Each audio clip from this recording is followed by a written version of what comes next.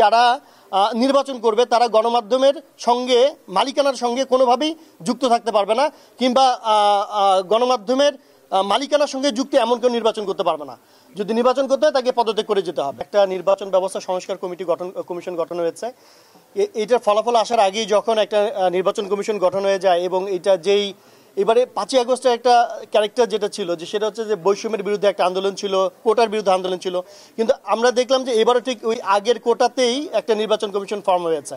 3 জন আমলা, একজন সামরিক কর্মকর্তা, আর আরেকজন হচ্ছে বিচার বিভাগ থেকে। এই হচ্ছে যে একটা মানে, আর একজন তো নারী প্রতিবাদ থেকে এবারও আছে, মানে একই প্যাটার্নে এবার হয়েছে। তো আমাদের যেটা প্রস্তাব, যে সেটা হচ্ছে যে আপনারা যে প্রস্তাবগুলো দিবেন সরকারের কাছে, অন্তর্বর্তী সরকারের কাছে, এইটা গণমাধ্যমকে একই সঙ্গে আপনারা দিবেন, যাতে আমরা প্রকাশ করতে পারি যে কি কি সুপারিশ এসেছে এবং কোন কোন সুপারিশ বাস্তবায়ন করা হলো, এবং যৌক্তিক থাকার পরেও শুধুমাত্র রাজনৈতিক দৃষ্টিভঙ্গি থেকে কোন কোন প্রস্তাবগুলোকে খারিজ করে দেওয়া হয়েছে। এটা বিচারের বিষয়টা তো আসছেই।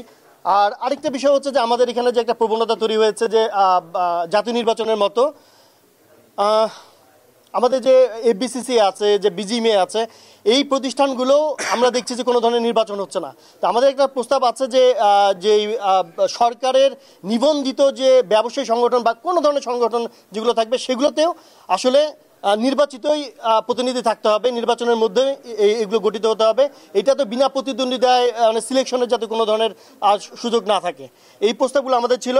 আর স্বাভাবিকভাবে হচ্ছে যে যদি এর আগে, যেহেতু 73 সাল থেকে অধ্যাদেশ থেকে যে নির্বাচন কমিশন গঠনগুলো হয়েছে, তাদের সবাইকে যদি শাস্তির আওতায় নাও আনা যায়, অ্যাটলিস্ট আপনি গণমাধ্যমের সাথে কথা বলেছেন, এই নির্বাচন কমিশনার যারা ছিল তাদের সাথে কথা বলেন, কি কি কারণে তারা তাদের উপর অর্পিত দায়িত্ব যথাযথভাবে পালন করতে পারেনি, সেই ব্যাখ্যাগুলো শুনেন, এবং সেই ব্যাখ্যাগুলোর একটা একটা করে সমাধানগুলো যদি বের করা যায়। আর আরেকটা আমাদের প্রস্তাব ছিল, সেটা হচ্ছে গণমাধ্যম কেন এই নির্বাচনের সময় নিরপেক্ষ ভূমিকায় অবতীর্ণ, মানে আকাঙ্ক্ষা থাকার পরেও তারা এই রোলটা প্লে করতে পারে না।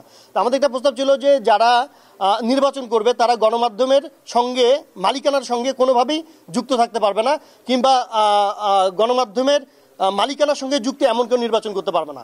যদি নির্বাচন করতে হয় তাকে পদত্যাগ করে যেতে হবে।